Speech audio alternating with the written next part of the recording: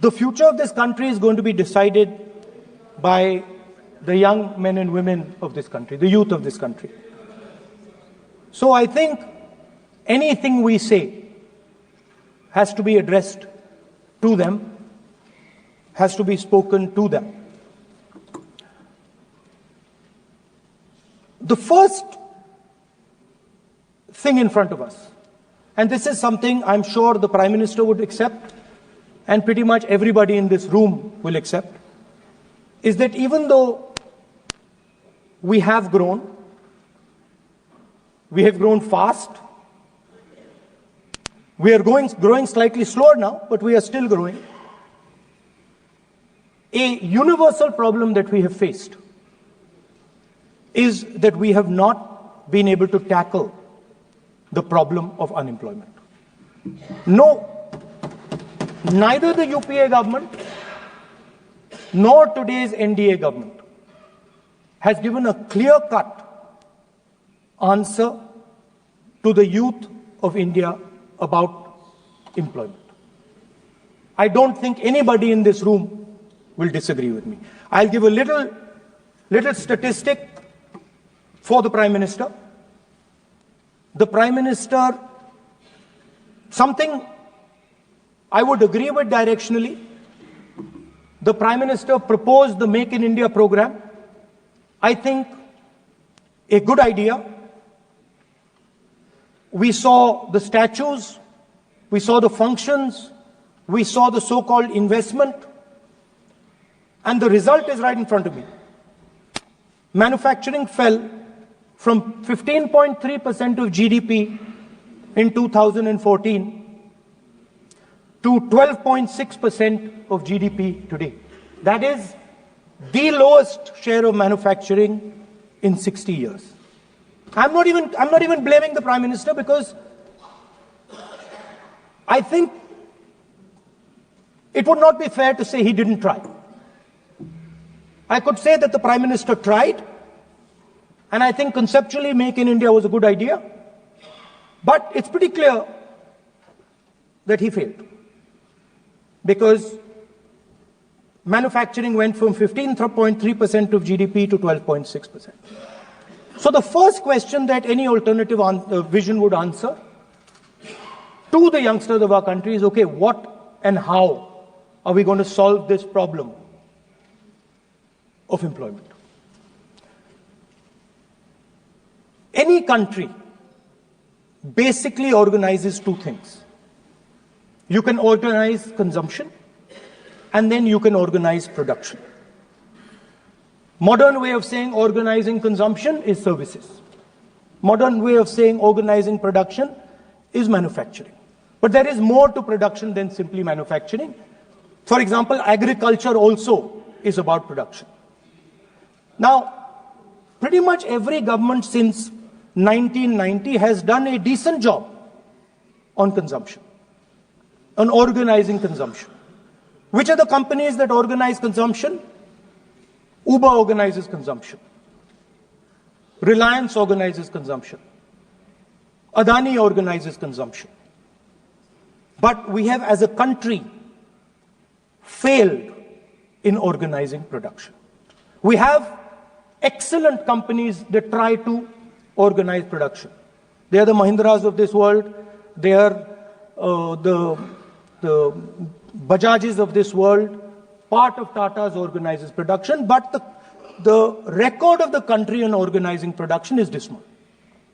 And essentially what we have done is we have handed over the organization of production to the Chinese. So this mobile phone, even though we are saying we make this mobile phone in India, that is not a fact. This phone is not made in India. This phone is assembled in India. All the components of this phone are made in China. The network that has produced this phone is made in China, is owned by China.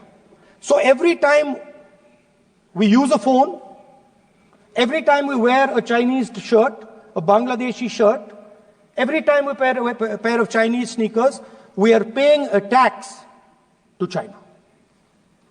Because some Chinese youngster is earning a salary to make or to produce that product. So the first message I would give in a presidential address would be that India has to focus completely on production.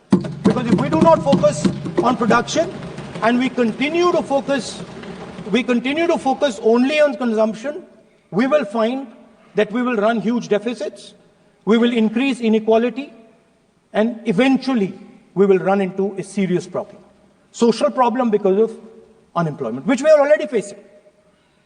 If you look at the numbers of the amount of people who are in jail, if you look at the numbers that are spent on internal security, if you look at the numbers spent on our police forces, they're all spiraling. They're all rising. And everybody understands that social tension is on the rise in India. So now the next question comes, okay, so where is this employment going to come from? What is India going to produce? And for that, I'd like to tell all the youngsters of this country that there is a revolution taking place, an exciting revolution. The world is transforming completely. And the change that is taking place, at the heart of the change that is taking place, we are moving from the world of the internal combustion engine to the world of the electric motor. We are moving from petrol to batteries. We are moving wind, solar, potentially nuclear energy. So our entire way of moving is changing. And this is going to change every single thing. It is going to change warfare. It is going to change medical treatment. It is going to change education. It is going to change how we eat. It is going to change every single thing. Now, the last time there was a revolution called the computer revolution, the government of India had a clear focus. We looked at that revolution. It was a Congress government. We looked at the revolution and we decided clearly that we are going to focus on the development of software. And we rode the wave of that revolution. And today you can see the result. I remember people laughing. I remember people laughing when the computer was being talked about. You mentioned Mr. Vajpayee. I respect Mr. Vajpayee, but Mr. Vajpayee gave a speech saying that computers are of no consequence to India. So, what is important when there is a revolution? What is important is that you understand what are the drivers of that revolution and where exactly do you need to focus, where exactly do you need to sit in that revolution. I said that this revolution is going to change everything. And I want the youngsters in this country to think about it. There is a war going on in Ukraine.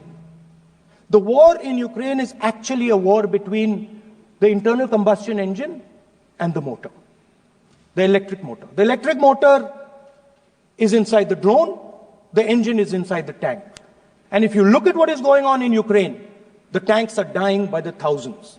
And small little drones with electric motors, small batteries, not much bigger than that, are destroying the entire tank artillery infrastructure of both Ukraine and Russia. So the drone is the electric motor. The drone is the battery. The drone also needs to see.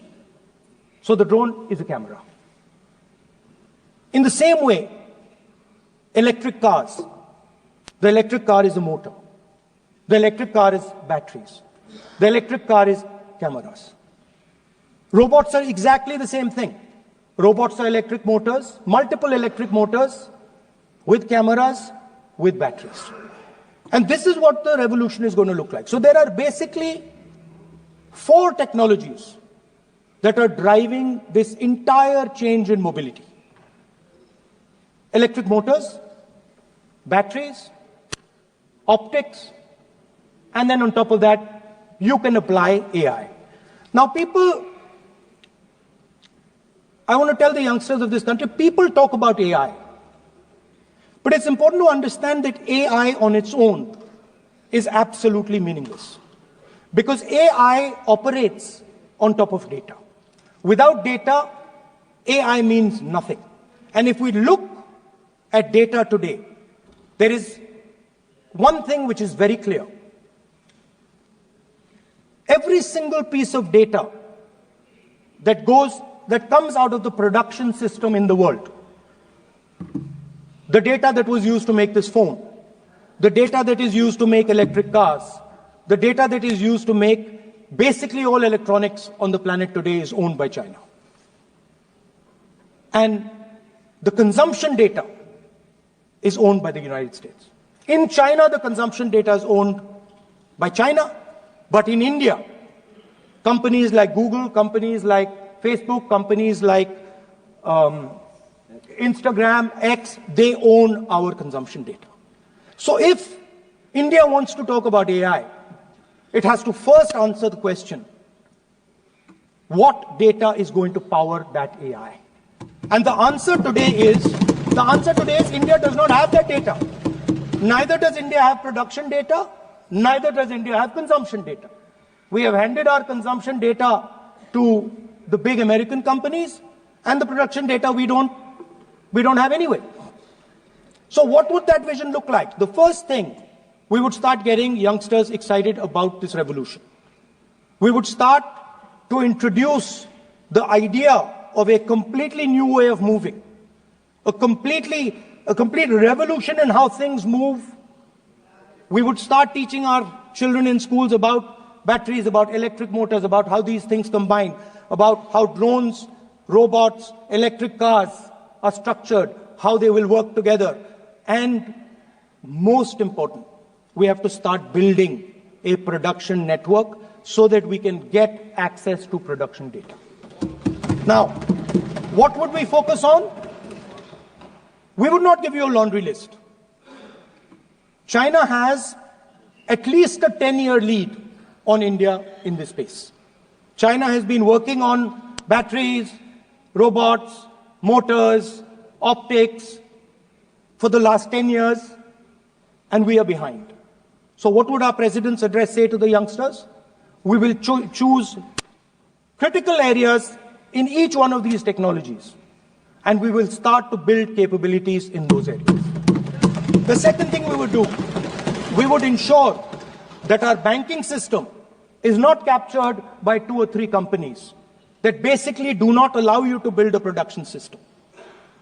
But our banking system is open, is dynamic, and is accessible to small and medium businesses and to millions and millions of entrepreneurs who want to take part in this revolution. Our foreign policy would take into account this revolution. So we would start by telling our young men and women that they have to be at the forefront of this revolution. We cannot afford that the Chinese are at the forefront of this revolution. Number one.